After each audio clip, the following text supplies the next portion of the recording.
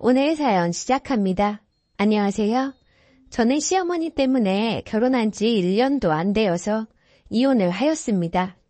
저희 시어머니는 며느리인 제가 들어오길 벼르고 계셨던 것 같아요. 결혼하고 난 후 저에게 하는 행동을 보면 제가 시집 오지 않았더라면 그런 행동을 하지 못하셨을 텐데 그때는 어떻게 사셨을까 싶네요. 그리고 아무리 좋게 생각하려고 해도 이런 게 시집살이구나 라고 생각이 절로 들더라고요. 시집살이를 아주 뼈저리게 체감하게 된 거예요. 결혼 전부터 시어머니와의 갈등이 조금씩 있긴 있었어요. 하지만 결혼하기 전이라 그냥 대수롭지 않게 넘긴 제가 너무 한심하다는 생각이 드네요. 그때 조금만 더 깊게 생각했더라면 이런 결혼은 하지 않았을 텐데 말이죠. 하지만 저는 그런 기회를 다 놓치고 제 손으로 지옥문을 열고 말았네요. 저희 시어머니는 홀시어머니예요. 홀시어머니가 무슨 죄도 아니고 그게 무슨 걸림돌이 되겠냐라고 생각했어요.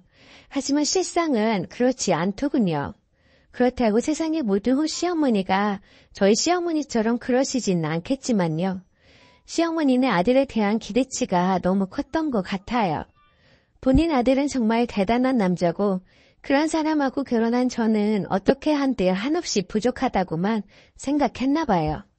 그리고 제가 혼전 임신을 했는데요. 저는 그것 때문에 쉽게 파혼을 하지 못했어요. 시어머니도 그것을 약점 잡아서 더 그러셨던 것도 있는 것 같아요. 임신까지 했는데 본인 아들하고 결혼 안 하면 어찌할 거야? 뭐 이렇게 생각했던 것 같습니다. 시어머니는 저의 결혼 날짜를 당신이 원하는 날로 잡으셨어요. 그리고 결혼 당사자인 저희에게 일방적으로 결혼 날짜를 통보하셨어요. 저는 임신을 하고 있어서 될 수 있으면 배가 더 불러오기 전에 결혼식을 치르고 싶었는데요. 하지만 시어머니는 일찍 하는 걸 한사코 반대하셨고 본인이 원하시는 날짜에 맞춰서 저의 결혼식을 치르게 하셨습니다. 저희 생각은 완전히 무시하시고 시어머니는 아주 막무가내셨어요. 대체 왜 그러시는지 아무리 좋게 생각해보려 해도 이해가 가지 않더라고요. 하지만 일생에 한 번뿐인 결혼식이니 얼굴 붉히며 하기 싫었기에 그냥 맞춰드리자 했던 게 저의 큰 실수였습니다. 저는 어쩔 수 없이 임신 6개월째에 결혼식을 올리게 되었어요. 배가 조금 더 나온 상태에서 결혼식을 올리니 제가 입고 싶던 웨딩드레스는 꿈도 못 꾸고 펑퍼짐한 드레스를 입어야 했어요. 조금 더 일찍 결혼식을 치렀더라면 더 예쁜 모습으로 결혼식을 올릴 수 있었을 텐데 시어머니는 고집을 꺾지 않으셨어요. 그뿐 아니라 저의 결혼 준비에 대해 처음부터 끝까지 사소한 것 하나까지 사사건건 간섭을 하지 않으신 게 없을 정도로 시어머니의 간섭이 심했어요. 예식장을 고르는 것부터 시작해서 웨딩드레스, 그리고 신혼여행지, 심지어는 저희 신혼집까지 시어머니가 간섭하지 않았던 게 없을 정도예요. 그때는 사랑하는 아들 결혼시키는 거니 시어머니 입장에서는 그럴 수 있다 생각했어요. 그리고 시어머니가 어느 정도껏 하실 줄 알았어요. 그래서 좋은 일인데 서로 좋게 생각하자 해서 최대한 시어머니 뜻을 맞춰드린 건데 시어머니는 어쩌면 이때부터 저와 저희 친정집을 무시하고 있었던 것 같아요. 제가 순종적으로 하니 막 대해도 된다고 생각했나 봐요. 시어머니가 어떤 요구를 하면 저와 저희 친정집이 그렇게 맞춰주니 이 사람들은 그래도 되는 사람들이구나 라고 생각했던 거였죠. 그래서인지 한 번, 두 번 본인 뜻에 맞춰주니 그 다음부터는 시어머니의 행동이 점점 더 정도가 심해졌어요. 지금 생각해보면 시어머니는 저를 참 못마땅하게 생각하신 것 같아요. 제가 며느리로 마음에 안 들었으니 그렇게 사사건건 제 의견을 묵살하고 본인 뜻대로만 하셨겠죠. 하지만 처음부터 시어머니가 그러지는 않으셨어요. 결혼 전 예비 시댁에 인사 갔을 때는 저에게 참 잘해주셨거든요. 인사 가기 전에 남편 통해서 제가 혹시 못 먹는 음식이 있는지 물어보셨고요. 식사를 하는 내내 제가 혹시나 불편하지는 않는지 물어보셨고 편하게 먹으라고 이야기하셨어요. 그리고 식사 끝나고 설거지 하려고 하는데 시어머니가 남의 집 귀한 딸이 여기서 설거지 하는 거 부모님이 아시면 얼마나 마음 아파하실 거냐고 하지 말라고 편하게 있으라고 하셨거든요. 이렇게 저를 배려해 주시던 시어머니가 결혼 얘기가 본격적으로 오고 가는 무렵부터는 싹 바뀌기 시작했어요. 저희 결혼 얘기가 나오고 나서부터 저에게 사사건건 시비를 거셨고 시집살이를 시키기 시작했습니다. 마치 며느리 들어오기만을 벼르고 계셨던 사람처럼 저에게 다 쏟아내기 시작하셨어요. 결혼 전에 남편이 자기 엄마는 시집살이 안 시킬 거라고 하더군요. 왜냐고 물으니 시어머니가 시집살이를 엄청나게 심하게 당하셨다고 해요. 시어머니는 모진 시집살이를 이기지 못하시고 결국 집을 나오셨다고 하더군요. 하지만 시아버지가 용서를 구했고 못 이기는 척 집으로 다시 들어가셨다고 하더군요. 그래서 어렸을 때부터 시어머니 본인은 좋은 시어머니가 될 거라고 며느리한테 절대 시집살이는 안 시킬 거라고 입버릇처럼 그러셨다더군요. 웬걸요. 시어머니가 결혼하고 당하셨던 시집살이를 저한테 대물림하고 계셨던 거죠. 아마도 제 생각에는 시어머니는 그때 일을 분풀이하는 심정으로 저에게 모지게 대했던 것 같아요. 처음에는 설마설마 했어요. 하지만 시어머니의 행동을 곱씹어보니 대물림하고 있는 게 맞더군요. 저희 신혼집은 서울이었고 시댁은 지방이었어요. 그래서 자주 볼 수는 없었어요. 시어머니는 결혼 전부터 전화를 자주 하라고 하셨어요. 전화 정도는 이해하고 넘어가려 했어요. 그래서 결혼 전에는 3일에 한 번씩은 했고요. 결혼 후에 더 자주 하기를 원하셔서 매일은 아니지만 이틀에 한 번씩은 꼭 했습니다. 그런데 시어머니는 이틀에 한 번도 부족했던 거였어요. 매일매일 전화하라고 하신 거죠. 시어머니는 마치 한 집에 같이 사는 듯한 착각이 들게 하셨어요. 시어머니에게 전화하는 시간이 조금이라도 늦어진다 싶으면 먼저 전화하시고서는 트집을 잡기 시작하셨어요. 다른 집 며느리는 매일매일 전화해서 시어머니가 식사는 잘 하셨는지 뭐가 어쩌고 저쩌고 한다면서 제가 다른 집 며느리처럼 행동하시길 원하셨습니다. 다른 사람하고 비교하는데 당연히 화가 나서 미치겠더군요. 그리고 조금만 마음에 안 드시면 화를 내셨어요. 그리고 본인 화가 다 풀리실 때까지 이 소리 저 소리 해서 저를 괴롭히셨어요. 본인 하고 싶은 이야기 다 하시고 분이 어느 정도 풀리고 나서야 전화를 끊으셨어요. 그런데 시간이 좀 지나자 시어머니는 전화로는 성이 차지 않으셨는지 이번에는 집에 자주 찾아오라고 저를 들들 붓기 시작하셨습니다. 제가 홀몸도 아니고 임신한 상태인데 자주 찾아뵙는 건 무리잖아요. 그래서 시어머니 기분 상해하시지 않게 저는 최대한 좋게 말씀드린다고 드렸어요. 어머니, 저도 어머니 자주 찾아뵙고 싶어요. 그런데 제가 배가 불러서 좀 힘들어요. 가까운 거리 같으면 모르겠어요. 그래서 자주는 못 찾아뵐 것 같아요. 정말 죄송해요. 어머니 이해 좀 해주세요. 이렇게요. 그런데 그 말을 들은 시어머니는 어디서 말대꾸를 하느냐고 하시면서 갑자기 막 울기 시작하시는 거예요. 제가 뭘 했다고 우시는지 이해가 안 갔어요. 저는 그냥 제가 상황 설명을 하고 이해해달라고 한 것밖에 없었어요. 그리고 최대한 예의를 갖추며 말했거든요. 그런데도 시어머니가 갑자기 우시니까 너무 당황스럽더라고요. 내가 이러려고 우리 귀한 아들을 장가 보낸 게 아니라고 계속 우시는데 저는 답답하고 속이 터져서 혼났어요. 그래도 시어머니가 계속 우시니 일단은 죄송하다고 말씀드리고 아범이랑 상의해서 날짜를 맞춰보겠다고 했어요. 그제야 시어머니는 울음을 뚝 그치셨어요. 꼭 어린이들이 뭐 사주라고 징징거릴 때 사준다 하면 울음을 뚝 그치듯이 거짓으로 우는 것 같더라고요. 그런데 저는 솔직히 무서웠어요. 하지만 남편에게 내색하지 않았어요. 그런 말을 들으면 남편도 속상해할 거라고 생각하고 그냥 저 혼자 삭히고 넘기기로 했죠. 하지만 시어머니는 저희가 결혼하고 시간이 흐르면 흐를수록 점점 더 기세등등해지셨어요. 결혼 후 처음 맞는 설날이었어요. 저희 친정에서 시댁에 선식 선물 세트를 드리라고 저한테 보내셨어요. 그래서 시어머니께 갖다 드렸더니 시어머니는 대뜸 화를 내시며 아니 이런 걸 누구 보고 먹으라고 보냈다니? 라고 하시더라고요. 방부제 잔뜩 들어있는 걸 누가 먹는다고 가져왔느냐며 저희 친정을 무시하기 시작하셨어요. 너희 친정은 이런 선물을 왜 보내는 거니?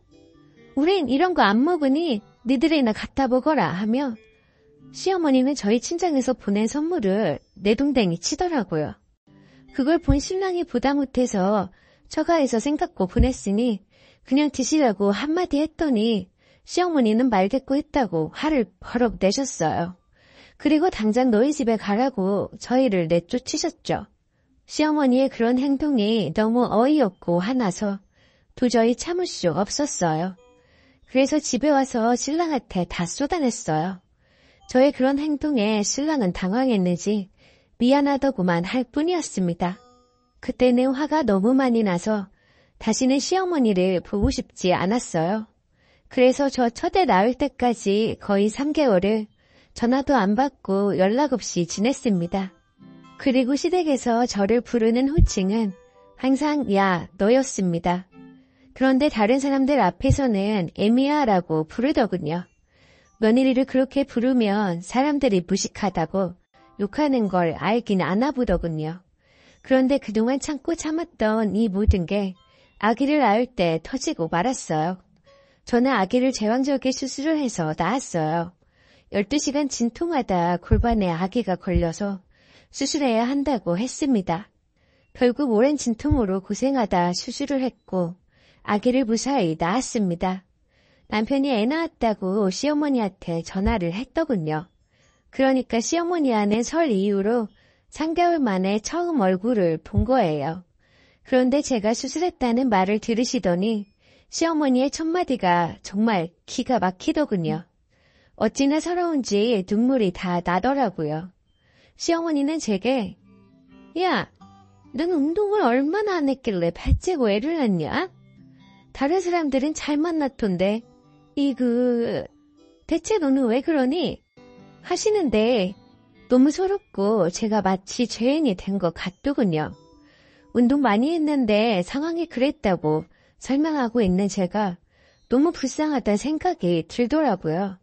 다행히도 그때 친정엄마는 밖에 전화 받으러 나가셔서 자리에 안 계셨어요.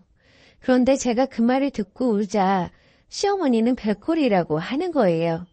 자기가 뭐 어쨌다고 우느냐고 하더군요. 그러면서 또 비교를 하기 시작했어요. 다른 집 며느리는 잘 만났더라. 자연분만이 얼마나 아기한테 좋은데 너는 그 쉬운 것도 못하고 그러게 내가 며느리를 잘못 얻었다 이러는 거예요.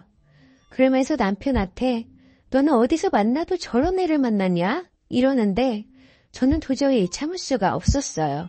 정말 애를 낳고 진이 다 빠져서 온몸에 힘이 하나도 없었어요. 하지만 저는 분에 받쳐서 일어나려고 했습니다. 그런 저를 보고 남편이 일으켜 세워주더군요. 시어머니는 저를 깔보는 듯한 눈으로 저를 쳐다보고 있었고요. 정말 소름이 끼치는 눈빛이었어요. 시어머니는 남편 보고 저와 단둘이 할 말 있으니 나가 있으라고 하더군요. 남편은 두말하지 않고 나가는 거예요. 저는 시어머니에게 도대체 무슨 말씀을 하시는 거예요? 제가 뭘 어쨌길래요? 저도 자연분만 하려고 노력했는데 상황이 안 되어서 어쩔 수 없이 한 거라고 했잖아요. 그리고 제가 보기 싫으면 오지 않으면 되지 왜 오셔서 그렇게 이야기하세요? 저 그동안은 참았지만 더 이상은 못 참아요. 라고 했습니다. 그랬더니 시어머니는 야, 이봐라. 안 되겠네. 더 이상은 못 참는다고? 그래 못 참으면 네가 뭐 이게 어디서 눈을 똑바로 뜨고 그래? 시어머니한테 어떤 며느리가 그렇게 싸가지 없이 하더냐? 다른 집 며느리들이 시어머니한테 너같이 안 해. 야라뇨. 무식하게 며느리한테 야라고 누가 그래요? 그리고 다른 집 며느리는 그렇게 하지 않는다고요? 그 집 시어머니는 어머니처럼 하지 않으니까 그러겠죠. 어머니처럼 그렇게 하는데도 잘하는 며느리가 어디 있는데요? 그런 며느리가 있으면 데리고 오셔서 같이 사세요. 그리고 어머님이 이야기하시는 며느리는 누군데요? 어디 한번 말씀해 보세요. 어디 집 며느리냐고요? 라고 미친 사람처럼 쏟아냈어요. 얘가 정말 못쓰겠네. 애 낳은 게 무슨 유세냐? 잘난 것도 없는 것이 꼭 못 배운 티를 내요. 내 아들하고 결혼시켜주니까 이런 배은망덕한 것 같으니라고. 네가 우리 착한 아들을 어떻게 구워 삶았는지는 몰라도 난 너 마음에 안 든다. 너희 엄마 어디냐? 이러는 겁니다. 그때 친정엄마가 갑자기 나타났어요. 병실 밖에서 전화를 받다가 시어머니를 보고 전화를 끊고 병실로 오신 거였죠. 시어머니가 저에게 한 말을 다 듣고 있었던 거였어요. 하도 기가 막혀서 도대체 시어머니가 어디까지 하나 가만히 두고 보고 있었대요. 보자 하니까 말이 너무 심한 거 아닌가요? 도대체 얘가 뭘 잘못했다고 그렇게 하시는 겁니까? 손자를 낳아준 며느리한테 그러는 법은 없습니다. 사부인은 얘가 저한테 한 말을 안 들어봐서 그러시나 본데요. 아니요. 저 처음부터 다 들었습니다. 그럼 제가 왜 그러는지 잘 아시겠네요.